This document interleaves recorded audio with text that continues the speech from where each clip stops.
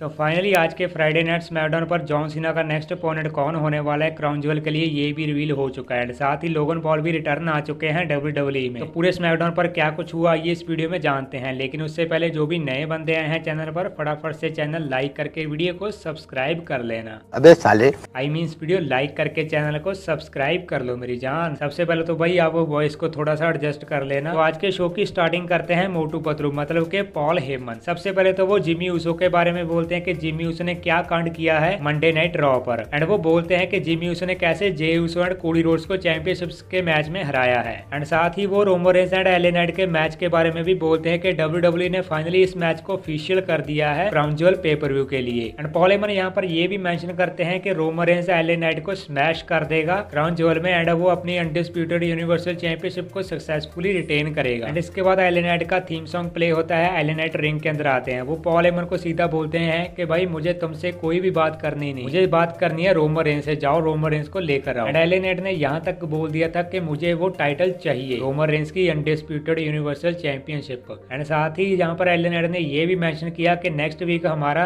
Contract signing होगा and वहां पर तुम रोमन रेंस को लेकर आओगे और हम फेस टू फेस जो कॉन्ट्रैक्ट है उसको साइन करेंगे। तो इस तरह से आज के फ्राइडे नाइट स्मैकडाउन की स्टार्टिंग हुई थी और सबसे जो पहला मैच हमें देखने को मिला था वो था Montez Ford versus Santos Escobar के बीच। तो इस मैच की एंडिंग कुछ इस तरह से होती है कि रिंग साइड पर एंजेलो डॉकिंस होते हैं, वो LW के बंदों पर अटैक कर देते हैं। इसकी वजह से जो सैंटोस एस्कोबार है वो डिस्ट्रैक्ट हो जाते हैं। सैंटोस एस्कोबार जाकर अटैक कर देते हैं एंजेलो डॉकिंस के ऊपर, लेकिन वो जैसे ही रिंग के अंदर जाते हैं तो मॉन्टेस फोर्ड वहां पर रोल अप के सहारे से इस मैच को विक्ट्री कर लेते हैं। एंड मैच के बाद जब स्ट्रीट प्रॉफिट अटैक कर रही थी सैंटोस एस्कोबार के ऊपर तभी हमें कार्लिटो का रिटर्न वहां पर देखने को मिलता है। कार्लिटो आकर सेव करते हैं सैंटोस एस्कोबार। तो इसके बाद हमें जॉन सीना देखते हैं रिंग के अंदर। तो जॉन सीना यहाँ पर बोलते हैं कि मैंने लास्ट वीक रोमन रेंस का रिकॉर्ड बताया था जो कि 1100 दिनों के आसपास, लेकिन अब मैं आपको अपना रिकॉर्ड बताता हूँ जो कि 2002 दिनों का है। और भाई मैं यहाँ पर सोचने लग गया कि भाई ये कौन सा रिकॉर्ड है जॉन सीना का। तभी जॉन सीना ने वहां पर क्लियर किया कि भाई मुझे 2002 दिन हो चुके हैं कोई भी सिंगल मैच विन किए WWE के अंदर। एंड मैं लास्ट टाइम 2018 में विन किया था अपना सिंगल मैच। तो जॉन सीना वहां पर ओपन चैलेंज रखते हैं कि जो भी वहां से निकल कर आएगा मेरा उसके साथ मैच होगा क्राउन ज्वेल पेपर व्यू में। तो वहां से पता है कौन निकल कर आता है? Solo Sikoa. तो Solo Sikoa and John Cena face to face आए रिंग के अंदर एंड इन दोनों के बीच में ब्रॉल देखने को मिला। लेकिन तभी वहां पर जिमी ऊसो आ गए। तो जिमी ऊसो ने आकर सुपर किक मार दी थी जॉन सीना के ऊपर। लेकिन भाई इसके बाद हमें एक बहुत बड़ी चीज देखने को मिलती है जो कि था एक ब्लैक कपड़ों वाला बंदा आया और उसने जिमी ऊसो को बाहर निकाला रिंग से एंड भाई उसको धो डाला वहां पर। एंड उसके बाद फिर हमें रिवील हुआ कि वो बंदा कौन था और भाई सच में वो बंदा था जे ऊसो। तो फाइनली जे ऊसो ने स्मैकडाउन पर आके जिमी ऊसो के ऊपर अटैक कर दिया है और भाई जे ऊसो ने यहाँ पर सुपर किक भी मारी, बैरीगेड के आर पार भी ठोका जिमी ऊसो को एंड सिक्योरिटी गार्ड्स को आकर लेकर जाना पड़ा था जे ऊसो को। एंड फिर रिंग के बीच सोलो सिकोआ समोन स्पाइक लगाने जाते हैं जॉन सीना को, मगर जॉन सीना बचकर एटीट्यूड एडजस्टमेंट लगा देते हैं सोलो सिकोआ के ऊपर। उसके बाद हमें बैक स्टेज से एक सेगमेंट दिखाई देता है। यहाँ पर निक एल्डस फाइन करते हैं $10,000 का जे ऊसो को। तभी एडम पियर्स वहां पर बोलते हैं कि भाई तुम्हें ऐसा करने की कोई जरूरत नहीं है, मैं इसको यहाँ से ले जाता हूँ। और वहां पर निक एल्डस ने ये कहा कि तुम दोनों इस बिल्डिंग से बाहर जाओ और एडम पियर्स ने कहा कि भाई तुम मुझे निकाल रहे हो। यहाँ पर एडम पियर्स ने एक बात बोली निक एल्डस को जो की थी लेट द गेम्स बिगिन, मतलब कि यहाँ पर सर्वाइवर सीरीज के अंदर जो वॉर गेम्स मैच होने वाला है उसको हाइप किया जा रहा है अभी से। एंड ये भी रिवील हो चुका है कि हमें सर्वाइवर सीरीज के अंदर ब्रांड वर्सेस ब्रांड मैच देखने को मिलेगा। एंड फिर उसके बाद फाइनली लोगन पॉल रिटर्न आते हैं। वो रिंग के अंदर आकर बोलते हैं अपने बॉक्सिंग के मैच के बारे में। मैंने कुछ दिन पहले एक बंदे को बहुत बुरी तरीके से मारा है बॉक्सिंग के मैच में। और उसके बाद वो रे मिस्टीरियो के ऊपर शॉट्स लेते हैं कि भाई मैं इस बंदे को ऑलरेडी हरा चुका हूँ और वो भी रेसलमेनिया जैसे बड़े पेपर व्यू के अंदर। एंड साथ ही लोगन पॉल ये भी वहां पर मेंशन करते हैं कि मुझे रे मिस्टीरियो की इज्जत नहीं चाहिए, मुझे रे मिस्टीरियो की लेगेसी नहीं चाहिए, अगर चाहिए तो वो यूएस चैंपियनशिप मतलब कि यूनाइटेड स्टेट चैंपियनशिप। तभी रे मिस्टीरियो वहां पर आते हैं। रे मिस्टीरियो ने आकर अपनी जो चैंपियनशिप है और इनके बीच वहां पर रख दी थी। और रे मिस्टीरियो यहाँ पर बोलते हैं कि मैं तुम्हें वैसे ही मारूंगा जैसे कि मैंने अपने बेटे को मारा था डॉम डम को। यहाँ पर रे मिस्टीरियो ने चैलेंज एक्सेप्ट कर लिया है लोगन पॉल का कि Logan Paul versus Rey Mysterio का मैच होगा क्राउन ज्वेल के अंदर यूनाइटेड स्टेट चैंपियनशिप के लिए। और भाई उसके बाद लोगन पॉल ने अपना हाथ बढ़ाया रे मिस्टीरियो को और भाई लिटरली रे मिस्टीरियो वहां पर डर रहे थे हाथ मिलाने से कि कहीं मेरे ऊपर अटैक ना कर दे ये बंदा। लेकिन वहां पर हमें इन दोनों के बीच कोई ब्रॉल नहीं देखने को मिला। लोगन पॉल हाथ मिलाकर वहां से कल्टी मार लिए थे। इसके बाद हमें एक सस्ता सा टैग टीम मैच भी देखने को मिलता है जो कि था Austin Theory and Grayson Waller versus Dragon Lee और एक ये पता नहीं कौन सा सुपरस्टार है, इसका मुझे नाम नहीं पता है यार, एक तो अजीब से नाम है इनके NXT के सुपरस्टार के। तो इस मैच की मैं आपको सीधा एंडिंग बता देता हूँ। तो इस मैच में ऑस्टिन थ्योरी ने ए डाउनटाउन लगाकर अपनी टीम को विक्ट्री दिलवा दी थी। एंड इसके बाद फिर केविन ओवेंस की एक इंटरव्यू आती है बैक स्टेज से। एंड वहां पर केविन ओवेंस बोलते हैं कि मैं अपने दोस्त सैमी ज़ेन को बहुत ज्यादा मिस कर रहा हूँ। एंड केविन ओवेंस ने ये भी मेंशन किया कि मेरे आने वाले प्लान्स क्या होने वाले हैं। और वहां पर सबसे पहले तो केविन ओवेंस ने कहा कि मैं ब्लड लाइन के साथ लड़ना नहीं चाहता, अगर वो ज्यादा उछलेंगे फिर मैं उनको बजाऊंगा अच्छी तरह से। एंड यहाँ पर केविन ओवेंस ने ये भी मेंशन किया कि रे मिस्टीरियो, शेमस जैसे सुपरस्टार के साथ मैंने आज तक फाइट नहीं की है, हो सकता है मैं इनके साथ फाइट करूं आगे आने वाले टाइम में। तो लेट्स सी के आने वाले टाइम में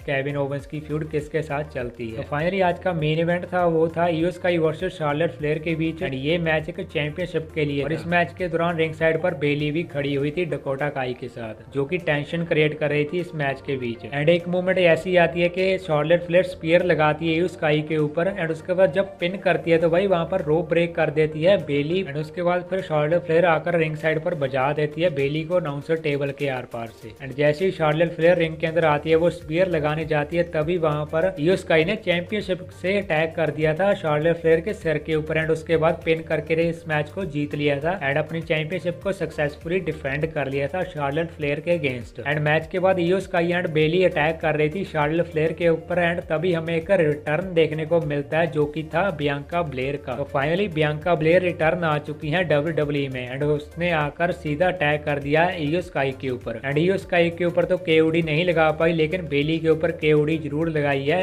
बियांका ब्लेयर ने। तो ये था आज का फ्राइडे नाइट स्मैकडाउन। मुझे तो ठीक ठाक ही लगा शो, क्योंकि एक दो मूवमेंट ही ऐसी थी जो कि काफी ज्यादा बढ़िया थी। बाकी तो नॉर्मल सा एपिसोड था ये फ्राइडे नाइट स्मैकडाउन का। बाकी आपको कैसे लगा स्मैकडाउन बताना जरूर कमेंट सेक्शन में। अगर आपको वीडियो अच्छी लगी हो तो लाइक करना एंड WWE की और अपडेट्स जानने के लिए बिना किसी टेंशन के चैनल को सब्सक्राइब ठोक दो मेरी जान।